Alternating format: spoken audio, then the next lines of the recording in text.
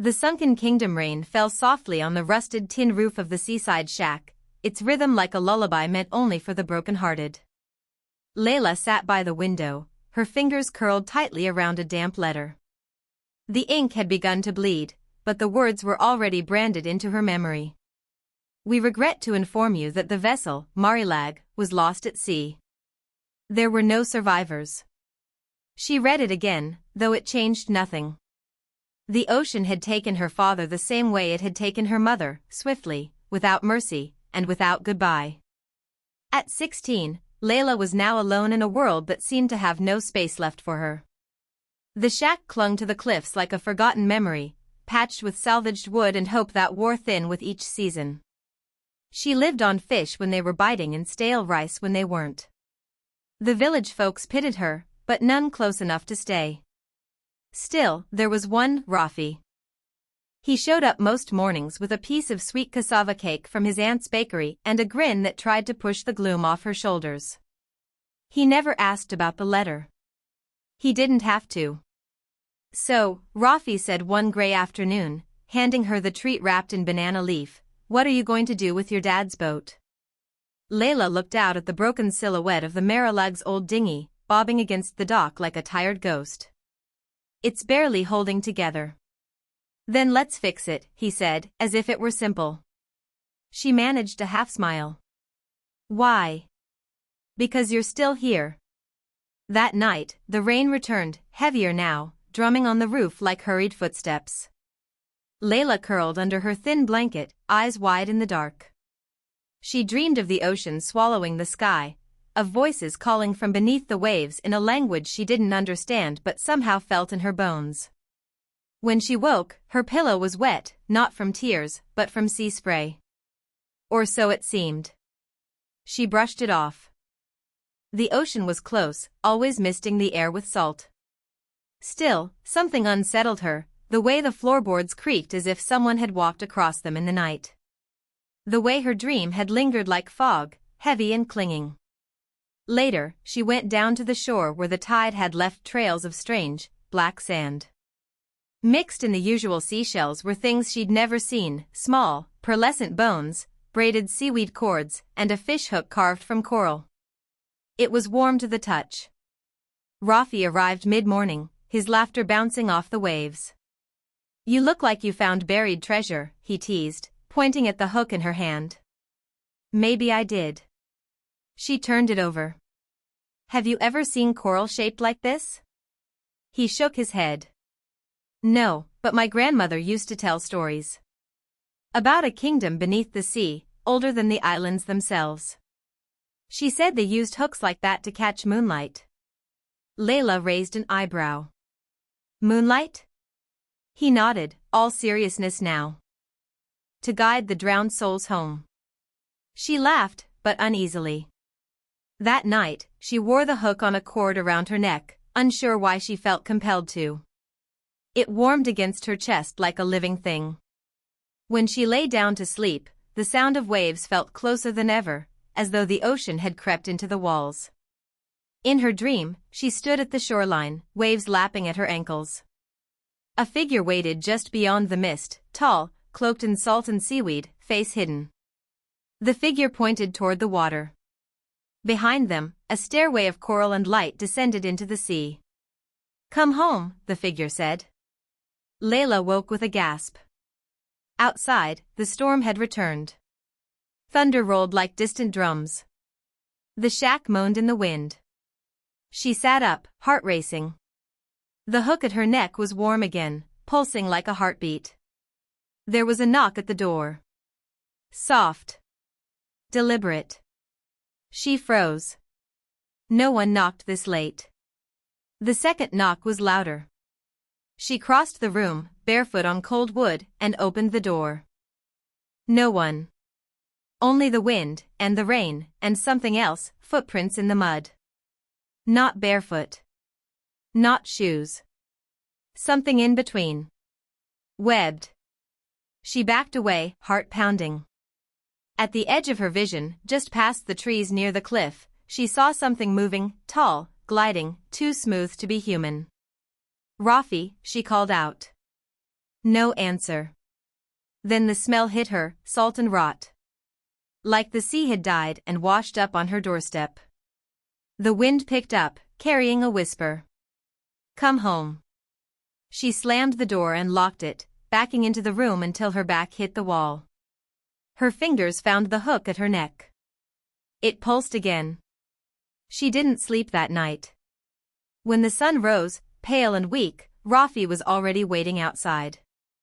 His usual smile was gone. You saw it, didn't you? He said quietly. She stared at him. Saw what? He looked past her, toward the sea. The ones who never left. The ones from the Sunken kingdom. Layla didn't speak for a long while after Rafi said the name. The Sunken kingdom. The words echoed in her mind, like a bell rung underwater. They sat on the edge of the cliff, staring down at the restless sea. Rafi's cassava cake sat untouched between them. The morning wind was sharp, laced with brine and something older, like the scent of something that should have stayed buried. What do you mean? She finally asked, voice barely more than a whisper. Rafi hesitated. My grandmother used to tell stories. About a kingdom beneath the waves. It wasn't made of gold or treasure, but of sorrow. Of memories that drowned. People who made pacts with the ocean, and lost their souls instead.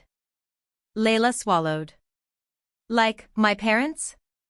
He looked at her, but didn't answer. They said nothing for a long time. Just the sea, always breathing, always watching. That evening, after Rafi left, Layla found herself digging through an old wooden chest her father had once sealed tight with rope. The salt had eaten away at the edges, and the lock gave with a groan. Inside were maps drawn on parchment soft skin, water-damaged journals, and a photo, her father, much younger, standing beside a woman who wasn't her mother. The woman had strange eyes, silvery green like abalone shell. The back of the photo read, to Jomar and the pact we made. A. She stared at it, heart sinking. That night, she didn't dream. She remembered. Her mother's voice soft, almost sing-song, warning her to never swim past the reef. Her father's long absences, always followed by nights he'd sit silently by the fire, staring into nothing. Her own birthmark, a faint spiral over her ribs. Her mother had always said it was a blessing. But she'd seen the way her mother's hands trembled whenever she touched it. The next day, Layla wandered the shoreline, the coral hook swinging warm against her chest. It pulsed again, once, twice, then began to hum, almost inaudibly, like it was vibrating with the tide. That's when she saw him. A man, if you could call him that, sitting on a jagged rock as though it were a throne. His skin shimmered like water under moonlight. Seaweed coiled around his arms like veins. His eyes were silver, ancient and unreadable. A shokoi. I've been waiting, he said, voice deep as the trench. You wear the coral. She stepped back, unsure. Who are you? I knew your father. Long ago. He stole from us. But he left something behind. My mother? No, the shokoi said, rising.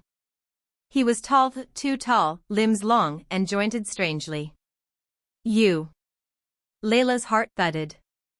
He reached into the sea and pulled out a small object, smooth, iridescent, shaped like a teardrop.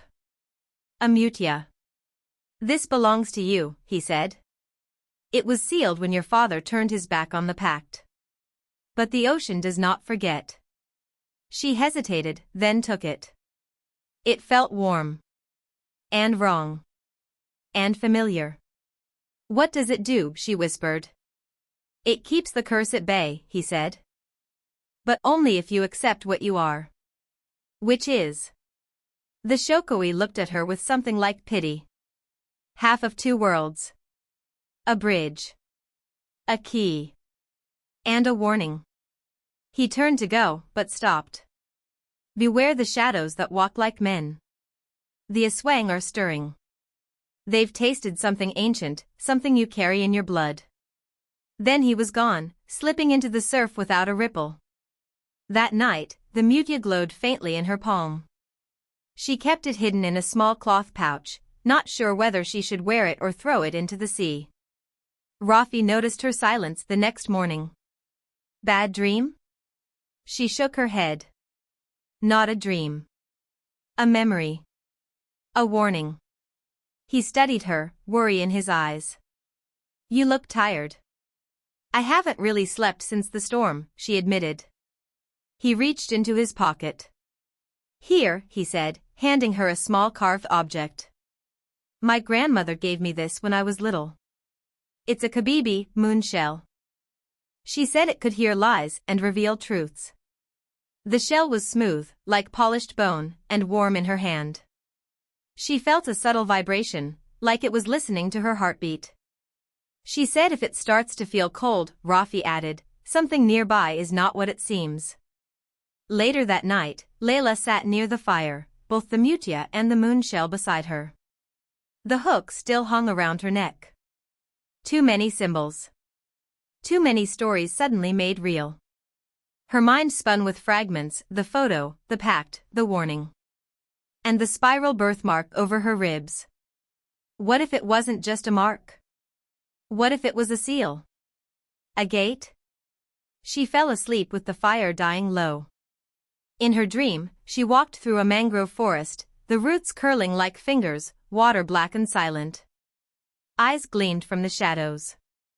Then she saw them. Figures, twisted, pale, with tongues too long and arms too thin. They crouched on tree limbs and whispered her name with forked tongues. Layla, a swang. One of them turned its head unnaturally, twitching like a puppet. You carry her scent, it hissed. The one who broke the sea. Layla ran. She woke with the taste of mud in her mouth and the sound of a low growl outside her window.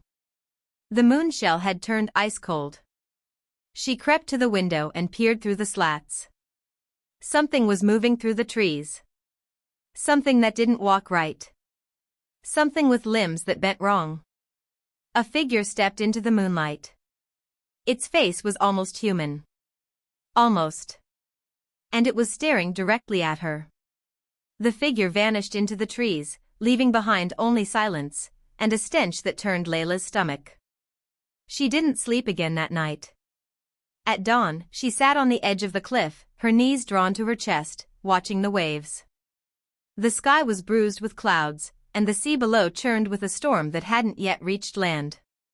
The mutia felt heavy against her skin, as if it knew something she didn't. Was it her fault? Her father had made a pact with something ancient and dark. And her mother, who had always seemed to be hiding something, had lied, hadn't she? Lied about her birthmark, her lineage, maybe even her love. Layla pressed her palm over the spiral on her ribs. Beneath it, something throbbed faintly, like a second heartbeat. Was she cursed? Or chosen? She didn't know which was worse. Rafi found her later, seated among the seagrass. You didn't come to the bakery, he said softly, offering her a warm rice bun. Layla didn't take it. He sat beside her without asking. I think my father betrayed something sacred, she said finally. He made a pact.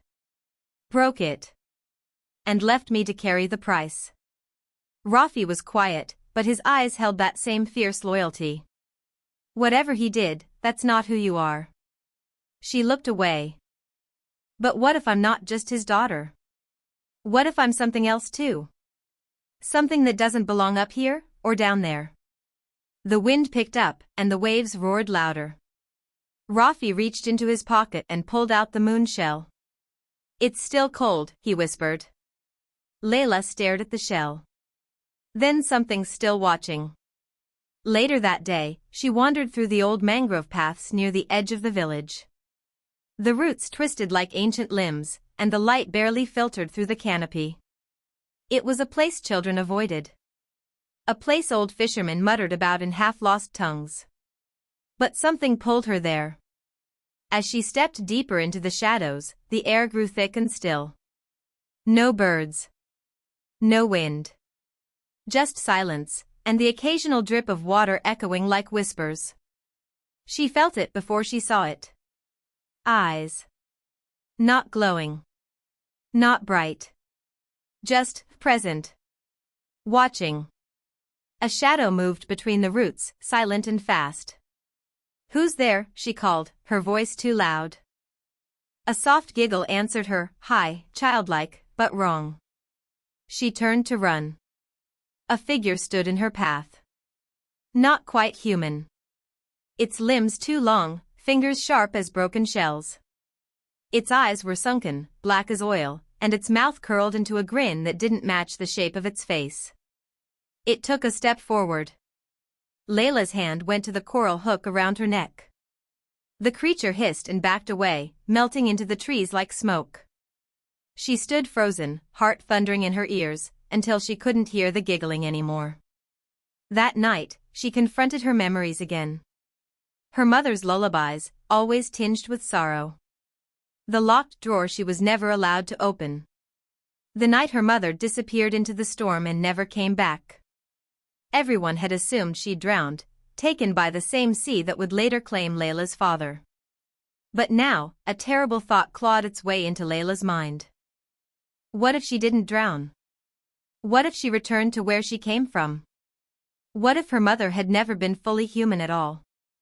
Tears stung her eyes. "Why didn't you tell me?" she whispered into the dark. "Why did you leave me with all this?" The mutia glowed faintly on the bedside table. The moon shell was still cold. She closed her eyes, and saw a woman standing waist-deep in the sea, long black hair dripping salt, her back turned. The woman turned slowly, and Layla gasped. It was her mother. But her eyes were pale, glassy, and her skin shimmered like scales. "Come home," her mother said, voice distorted by water. "Or they'll take everything from you." Layla jolted awake. The next day, she sought out the old woman who lived at the edge of the village, the albularia, feared and respected in equal measure. People said she could read dreams, heal curses, and talk to the dead. Her hut was draped in woven charms, garlic bundles, and bottles filled with dried leaves and bones. "You've seen them, haven't you?" the old woman said before Layla even opened her mouth. Layla nodded. The albularia gestured for her to sit. "You were marked before you were born. Your mother came from beneath. She bore you as part of a binding oath. But your father, he broke the seal. That's why they come now. The Aswang feed on broken pacts." Layla's mouth felt dry. "How do I stop them?" "You carry the mutia, the hook, and the moon shell. They will protect you, but only if you accept the truth. You are the bridge between land and sea. And bridges," she leaned forward, eyes sharp as knives, "must not break." Layla left the hut with her heart pounding and her arms full of talismans. She didn't feel stronger. She felt like a girl stuck between two impossible choices. That night, she sat alone on the dock, staring into the sea. A low fog had rolled in, and the air smelled of rust and brine. She clutched the mutia in one hand, the moon shell in the other. She could hear voices beneath the waves now, murmuring, pleading, accusing. She didn't know if they were ghosts, memories, or something worse. "I'm not ready," she whispered. "I'm not anyone." A flicker of movement in the water. She stood, eyes straining. Then something breached the surface. Not a fish. Not a person. A shape with pale skin, gleaming eyes, and a maw too wide to be human. It locked eyes with her, and smiled. The fog didn't lift for 3 days. It clung to the village like a wet shroud, seeping into skin and bone. The fishermen stayed ashore, the market stalls emptied early, and even the dogs refused to bark after sundown. Layla hadn't seen Rafi since the night at the dock. She wanted to believe he was safe, that maybe his grandmother had taken him inland to escape the gloom. But a darker fear whispered that something had found him. She wrapped her shawl tighter and stepped onto the path toward the mangroves, the moon shell tucked inside her pocket, the mutia heavy around her neck, and the coral hook pulsing against her chest like a second heartbeat. The water was rising with the tide. Soon, the mangroves would flood. And when they did, the shadows would come with it. Inside the albularia's hut, smoke drifted from a clay bowl of burning herbs. "You've seen it now," the old woman rasped. "The face beneath the water. That means they've marked you." Layla nodded slowly. "They're gathering," the albularia continued, voice low. "A nesting. The old kind. A hunger that won't stop with one village. They want the blood of the pact, the child of the sea and shore." Layla touched the spiral mark on her ribs. It burned faintly, like it knew it was being spoken of. "I'm not ready," she said. "No one ever is. I'm not even sure who I am anymore. You're the daughter of a secret. You were never meant to choose an easy path." That evening, she returned to her father's old fishing shed, searching for anything that might help her understand. Tools, ropes, talismans. Under the loose floorboard, she found something wrapped in oilskin, a journal. Her father's. The ink was faded, smudged by seawater and time, but some of it was still legible. "She told me the child would bind the two realms. That the sea would claim her one day. I couldn't let that happen. I made the pact, broke it, and ran. But the sea doesn't forget." Further down the page, a single line chilled her blood. "If she finds out, she'll hate me. But I'd rather she hate me than be devoured." Her breath hitched. Her father hadn't just betrayed the sea, he betrayed her, too. Lied to her. Tried to hide her from a fate she'd been born into. And yet, he had done it out of love. That made it worse. The fog rolled in thicker that night, and the wind brought with it the scent of decay, like fish left too long in the sun. When she reached Rafi's home, she found the door hanging open. Inside, the house was silent. Too silent. "Rafi," she called softly. No answer. She stepped into the main room and froze. On the table was the moon shell, cracked down the center. She picked it up, trembling. It was ice cold. Then she saw it, scratched into the floor, barely visible. "She watches from the trees." Layla turned and fled. The village was changing. People whispered of things seen just beyond the tree line, eyes watching from high branches, shadowy forms that dissolved in mist. Children cried in their sleep, clutching talismans that no longer seemed to work. Even the elders grew pale and silent. The Aswangs were gathering. Every night, Layla dreamed of her mother. In the dreams, her mother stood just beyond the surf, arms outstretched, calling her into the waves. Her voice was soft but urgent. "You must choose, Anik. You cannot run from both worlds." Layla sat by the dying fire, trying to steady her breathing. She'd been training, at least, in her own way. Using the coral hook to sense energy, practicing holding the mutia without flinching, trying to read the ancient symbols carved into her father's journal. But no amount of practice could quiet the voice in her head, "You are not enough." She didn't have a warrior's strength, or a healer's knowledge, or even the clarity to understand what her bloodline really meant. Just a half-forgotten girl with a broken past. She clenched her fists, blinking back tears. "I don't want to be a bridge," she whispered. "I want to be whole." But the sea didn't care what she wanted. The next day, she saw smoke on the horizon. One of the outer shacks had burned. Inside, they found no bodies, just the family's shoes, carefully lined up by the door. They hadn't run. They'd vanished. And something had taken their place. Beneath the ash, the albularia found a nest, woven from bones, black hair, and the skins of fish. Inside it was a tooth. Not human. "A swang," she said, dropping it into a pouch. "They're nesting closer now. Their hunger's growing." Layla knew what it meant. They weren't waiting anymore. The storm was nearly here. She stood that night at the edge of the sea, staring into the black waves. The air buzzed with tension. Her skin prickled, and the mutia pulsed steadily, as if counting down to something. Rafi appeared beside her. His face was pale. His shirt was torn.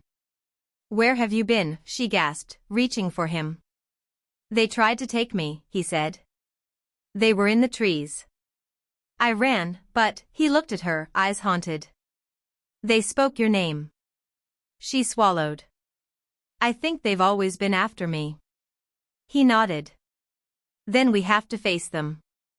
Together." She looked down at her hands, one still gripping the hook, the other holding the mutia. She didn't feel ready. But maybe readiness wasn't the point.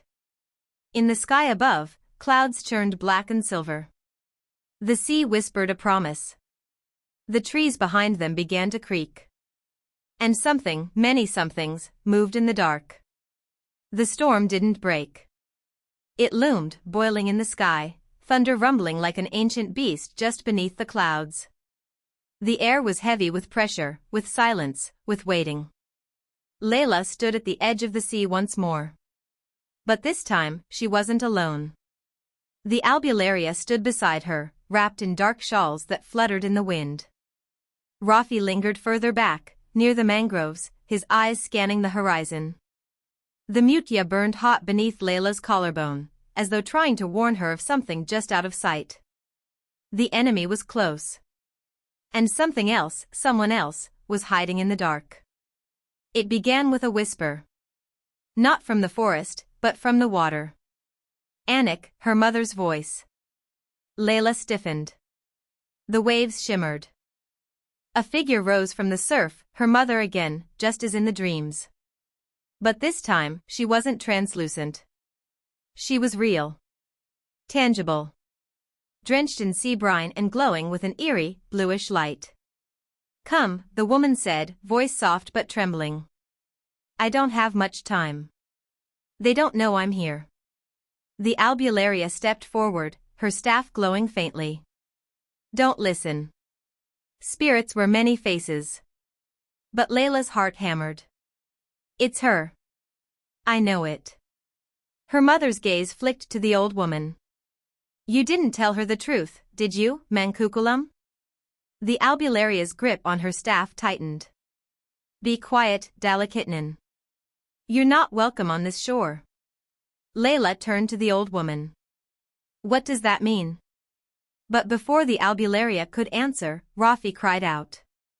From the trees, shadows poured like liquid. The Aswangs were here. The fight was chaos. The creatures were faster this time, bolder, more desperate.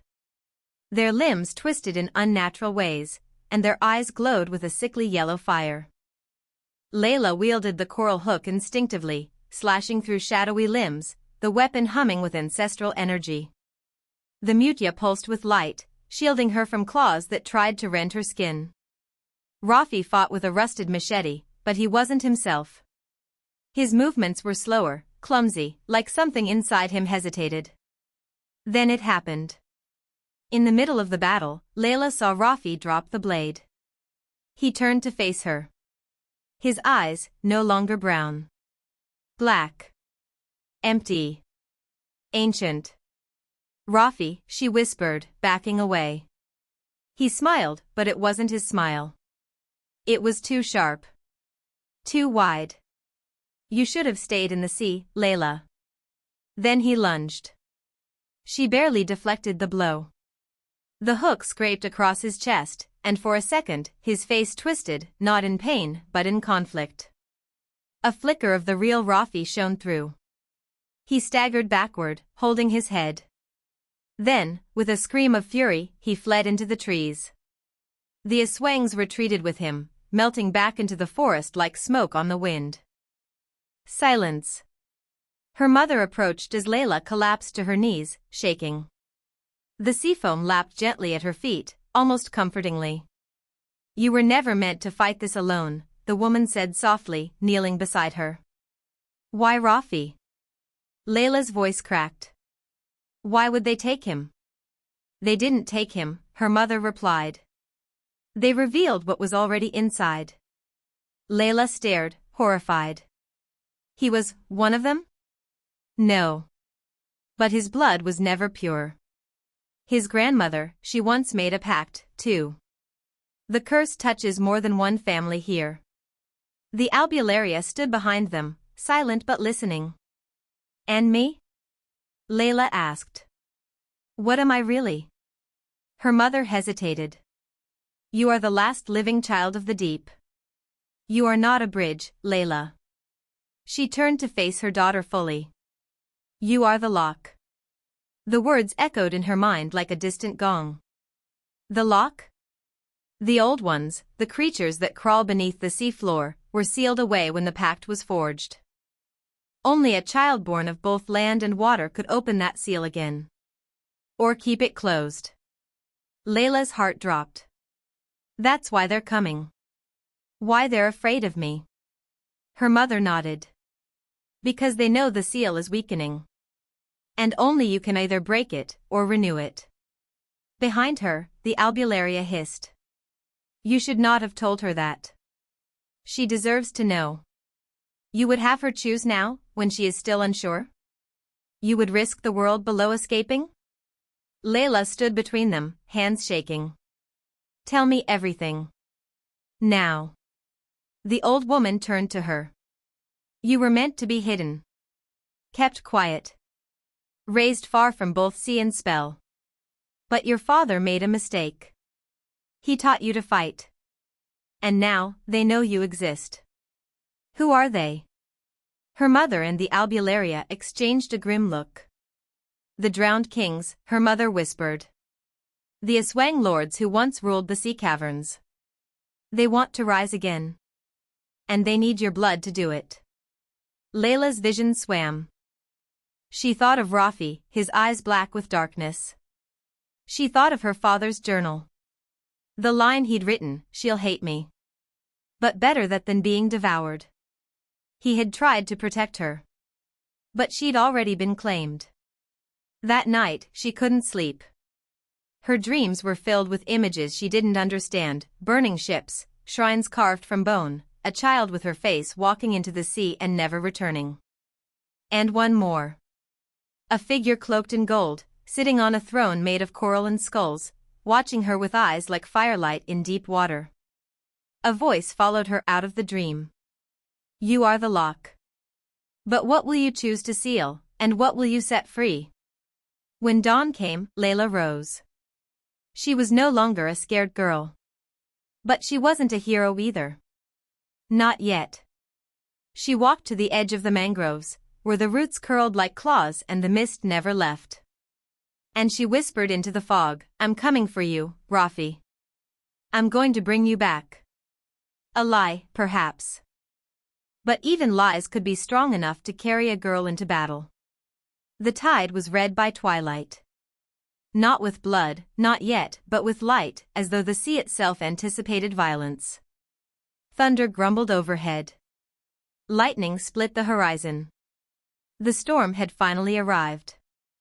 Layla stood at the mouth of the mangroves, barefoot, the coral hook strapped to her back and the mutia glowing against her chest. The sea called to her in a dozen voices, some warm and familiar, others cold and hungry. Behind her, the village had fallen silent. She would face them alone. Rafi waited in the heart of the grove. He stood barefoot on the waterlogged ground, surrounded by the twisted trees. His eyes were his again, but tired, haunted. Shadows clung to him like smoke. You shouldn't have come, he said. You knew I would.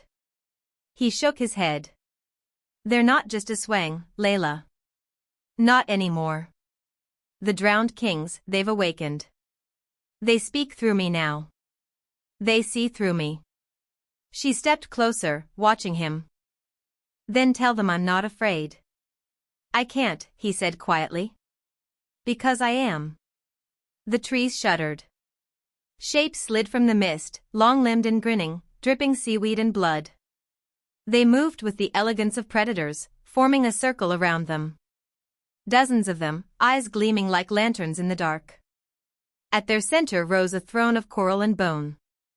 And seated on it, a figure wrapped in sea-stained robes, skin gray as driftwood, hair flowing like kelp. Its face was half rotted, half divine. Its voice echoed from below the earth. Child of the lock, it rasped. We have waited long for you.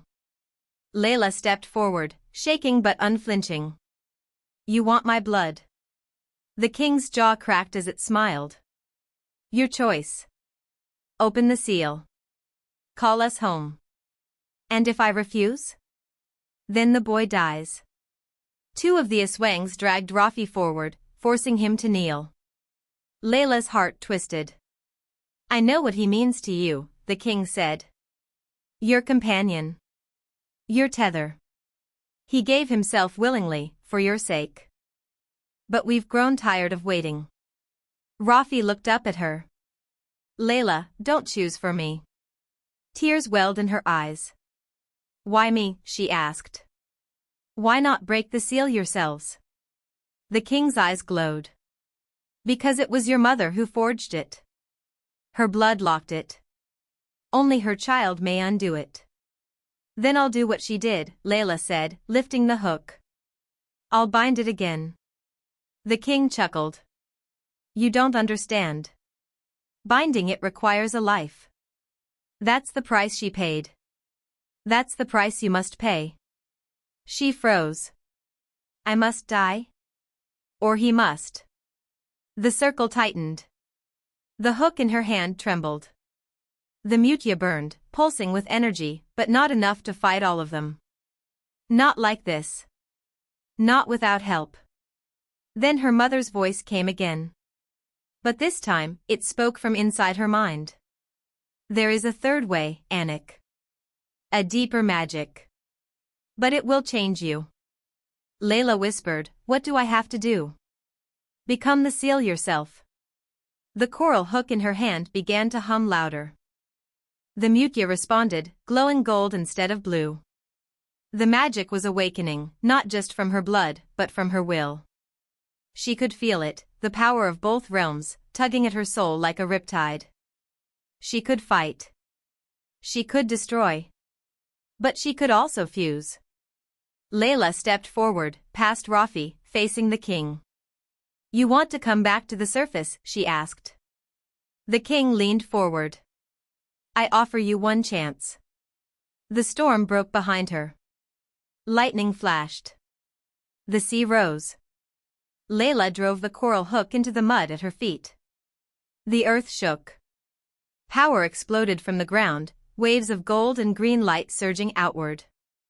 The Aswangs screamed, staggering back. The throne cracked. The trees writhed. Rafi fell to the ground as the energy passed over him, cleansing, purifying. The black mist that clung to him was torn away, howling as it vanished into the storm. Layla collapsed to her knees, gasping. The mutya had shattered. The hook pulsed once and split down the middle. But the seal held. She had become it. Half of her soul anchored in the sea. Half in the land. A living gate. A bridge, not broken, but forever fixed. The king roared, body crumbling as the magic took its toll. You fool, it howled. You've chained yourself to us. Layla looked up, eyes glowing with newfound light. I've chained you to me. And I'll be watching. With a final shriek, the king dissolved into foam.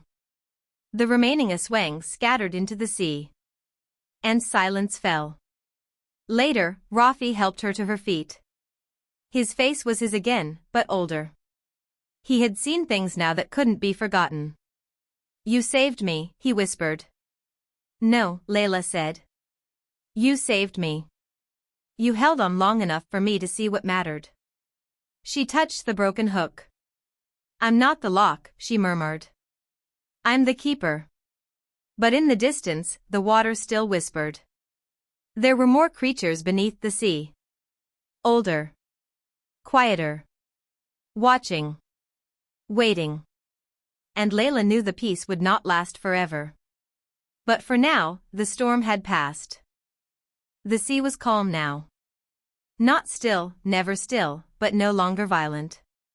The storm had spent itself, leaving behind scattered palms, flooded paths, and silence. In the distance, the sun pierced through thinning clouds, touching the water like a benediction. Layla stood on the shore, barefoot as always, feeling the tide tug gently at her ankles. But the pole no longer frightened her. It was part of her now. The villagers had returned. Tentatively, quietly, like deer after thunder. They did not ask questions, but their eyes held new reverence. They watched Layla with a wary respect, children hiding behind their mothers' skirts, fishermen pausing mid-net cast to nod at her. Some whispered she was no longer human. Others said she had always been something else, and now they simply knew the truth. She let them believe what they needed. She was no longer here to convince anyone. The albularia stayed behind for a time, helping with healing, sweeping away salt and shadow from the homes. On her last morning, she handed Layla a bundle wrapped in banana leaves. "A new hook," she said. Layla unwrapped it slowly. Inside lay a curved blade of bleached shell and black coral, smaller than the last, but humming with the same deep current. "I thought I broke the seal." "You are the seal now," the old woman said. "But you still walk in both worlds. You'll need this." "Will they come again?" The albularia looked to the sea. "They always do." Then she left, vanishing into the forest with the mist. Rafi stayed. He never apologized, not in words. He helped rebuild the fishing huts. Carried water. Laughed with the children again, though there was a weight behind his smile now. Sometimes he would pause mid-task, staring into the trees, haunted by memories only he could see. One night, by the fire, Layla asked him, "Do you remember what it felt like? When they controlled you?" He was quiet a long time. "Yes," he said finally. "It felt like sinking. But your voice was the last thing I heard." She nodded. "I didn't know if I could reach you." "You did." He paused. "You always will." The journals she'd found, her father's maps, the faded prayers, the strange symbols, she buried them at the base of the mangrove where the first signs had begun. With them, she placed the broken shard of the original coral hook. A grave not for a person, but for the girl she had once been. Afraid. Alone. Searching for answers in things that had only ever left more questions. That girl was gone now. Weeks passed.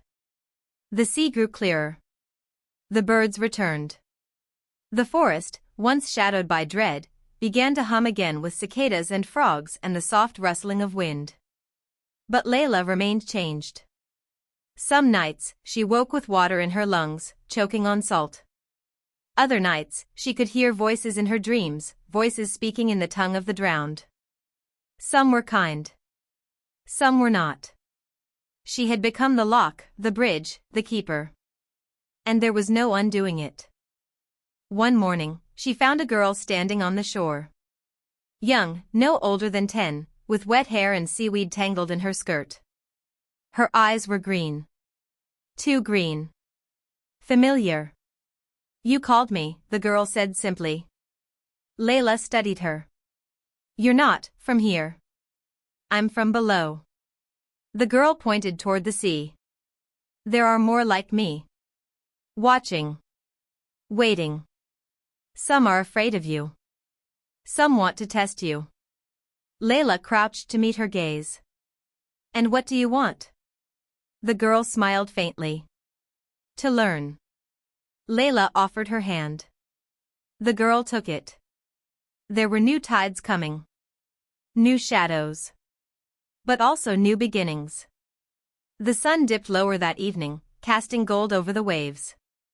Layla sat on the rocks beside Rafi, watching the sky blaze into red and lavender. "Do you ever wish things were different?" he asked quietly. She thought about it. The loneliness. The fear. The sacrifices. But also the strength. The truth. The choice. "No," she said. "Only that I knew sooner who I really was." He looked at her. "And who's that?" She smiled. "Someone who won't drown." The girl from the sea now lived in the village. People said she was Layla's cousin, or a refugee from another island. No one questioned too deeply. They had learned, at last, that not all things needed explaining. And some things were better left beneath the waves. One final entry appeared in her father's journal, though no one ever saw it written. A line scratched gently into the back page: she didn't open the door. She became it. Layla's eyes were different now, reflective like the sea, deep like its floor. But when she laughed, it was still the same laugh. Soft. Warm. Real. She had not lost herself. She had simply gone deeper. On the first anniversary of the night the seal was reforged, she returned to the shore at dusk. Alone. She held the new hook in one hand, the sea at her feet, and whispered a quiet promise: I will keep watch. She stood there until the stars rose. And then, she turned back toward the village. Final line: the sea would always call her, but now, she knew she could answer without being lost.